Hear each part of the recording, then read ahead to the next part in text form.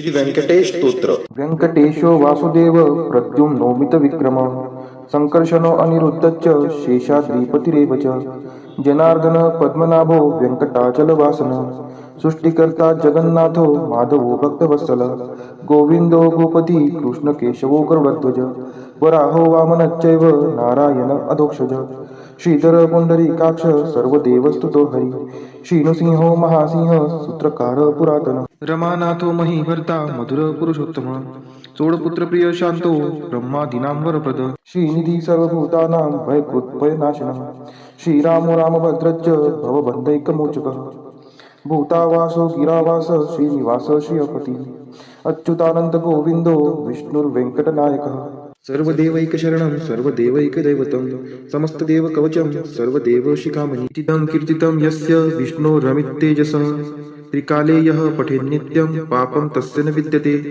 राजद्वारे पठेद्घोरे संग्रामे रिपुसङ्कटे भूतसर्पपिशाचादि भयं नास्ति कदाचन अपुत्रो लभते पुत्रान् निर्धनो धनवान् भवेत् रोगार्तो मुच्यते रोगात् बद्धो मुच्येत बन्धनात् यद्यदिष्टितमं लोके तत्तत् प्राप्नोत्य संशयः ऐश्वर्यराजसम्मानं भक्तिमुक्तिफलप्रदं विष्णोर्लोकैकसोपानं सर्वदुःखैकनाशनं सर्वैश्वर्यप्रदं नृणां सर्वमङ्गलकारकं मायावी परमानन्दं त्यक्त्वा व्यङ्कटमुत्तमं स्वामी पुष्करिणीतीरे रमया सह मोदते कल्याणाद्भुतगात्राय कामितार्थप्रदायिने श्रीमद्वेङ्कटनाथाय श्रीनिवासाय ते नमः वेङ्कटाद्रिसमं स्थानं ब्रह्माण्डे नास्ति किञ्चन वेङ्कटेशसमो देवो न भूतो न भविष्यति इति ब्रह्माण्डपुराणे ब्रह्मनारद संवादे श्री वेंकट स्तोत्रम संपूर्ण श्री सुक्त हरि ओम हिरण्यवर्णां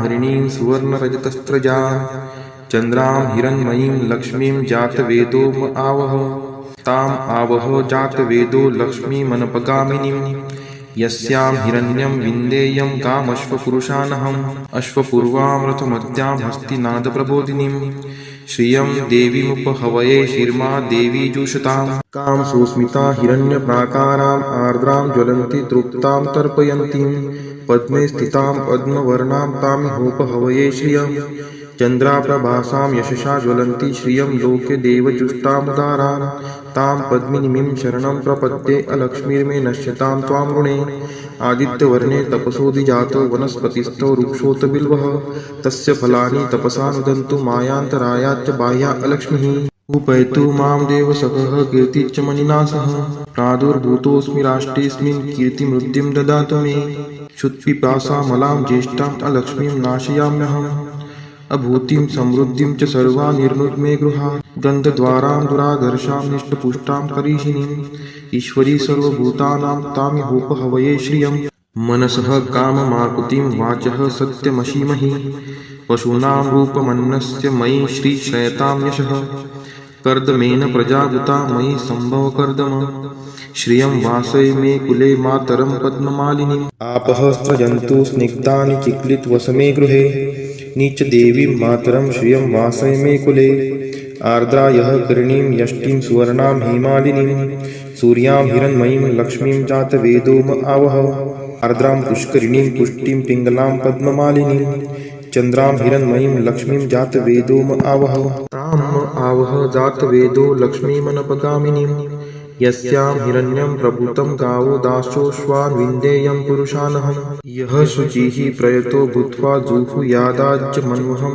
सुक्तं पञ्चदशर्चं च श्रीकामः सततं जपेत् फलश्रुति पद्मानने पद्म उरु पद्माक्षि पद्मसंभवे तन्मे भजसि पद्माक्षि येन सौख्यमलभाम्यहम् अश्वदायै गोदायै धनदायै महाधने धनं मे लभतां देवी सर्वकामान् च देहि मे पद्मानने पद्मविपद्मपत्रे पद्मप्रिये पद्मदलायताक्षी विश्वप्रिये विष्णुनोनुकुले त्वत्पाद पद्ममयी सन्निधत्स्व पुत्रं पौत्रं धनं धान्यं हस्त्यश्वादिगवे रथं प्रजानां भवसि माता आयुष्मन्तं करोतु मे धनम् अग्निर्धनं वायुर्धनं सूर्यो धनं वसुः धनम् इन्द्रो बृहस्पतिर्वरुणं धनम् अस्तु मे वैनतेय सोमं पिबं सोमं पिबतु वृत्रः सोमं धनस्य सोमिनो मह्यं ददातु सोमिनः न क्रोधो न च मात्सर्यं न लोभो नाशुभा मतिः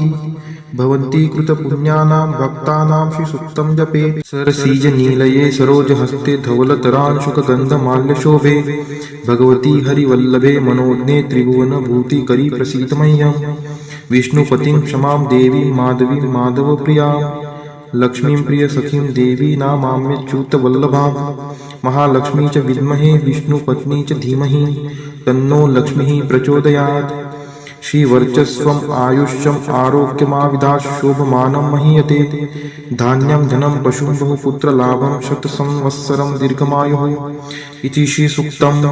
ॐ महालक्ष्मी च विद्महे विष्णुपत्नी च धीमहि तन्नो लक्ष्मी प्रचोदयात्। ॐ महालक्ष्मी च विद्महे विष्णुपत्नी च धीमहि तन्नो लक्ष्मी प्रचोदयात्। ॐ महालक्ष्मी च विद्महे विष्णुपत्नी च धीमहि तन्नो लक्ष्मी प्रचोदयात्। ॐ महालक्ष्मी च विद्महे विष्णुपत्नी च धीमहि तन्नो लक्ष्मी प्रचोदयात्। ॐ महालक्ष्मी च विद्महे विष्णुपत्नी च धीमहि तन्नो लक्ष्मी प्रचोदयात्। ॐ महालक्ष्मी च विद्महे विष्णुपत्नी च धीमहि तन्नो लक्ष्मी प्रचोदयात्। ॐ महालक्ष्मी च विद्महे विष्णुपत्नी च धीमहि तन्नो लक्ष्मी प्रचोदयात्। ॐ महालक्ष्मी च विद्महे विष्णुपत्नी च धीमहि तन्नो लक्ष्मी प्रचोदयात्। ॐ महालक्ष्मी च विद्महे विष्णुपत्नी च धीमहि तन्नो लक्ष्मी प्रचोदयात्। ॐ महालक्ष्मी च विद्महे विष्णुपत्नी च धीमहि तन्नो लक्ष्मी प्रचोदयात्। ॐ महालक्ष्मी च विद्महे विष्णुपत्नी च धीमहि तन्नो लक्ष्मी प्रचोदयात्। ॐ महालक्ष्मी च विद्महे विष्णुपत्नी च धीमहि तन्नो लक्ष्मी प्रचोदयात्। ॐ महालक्ष्मी च विद्महे विष्णुपत्नी च धीमहि तन्नो लक्ष्मी प्रचोदयात्। ॐ महालक्ष्मी च विद्महे विष्णुपत्नी च धीमहि तन्नो लक्ष्मी प्रचोदयात्। ॐ महालक्ष्मी च विद्महे विष्णुपत्नी च धीमहि तन्नो लक्ष्मी प्रचोदयात्। ॐ महालक्ष्मी च विद्महे विष्णुपत्नी च धीमहि तन्नो लक्ष्मी प्रचोदयात्। ॐ महालक्ष्मी च विद्महे विष्णुपत्नी च धीमहि तन्नो लक्ष्मी प्रचोदयात्। ॐ महालक्ष्मी च विद्महे विष्णुपत्नी च धीमहि तन्नो लक्ष्मी प्रचोदयात्। ॐ महालक्ष्मी च विद्महे विष्णुपत्नी च धीमहि तन्नो लक्ष्मी प्रचोदयात्।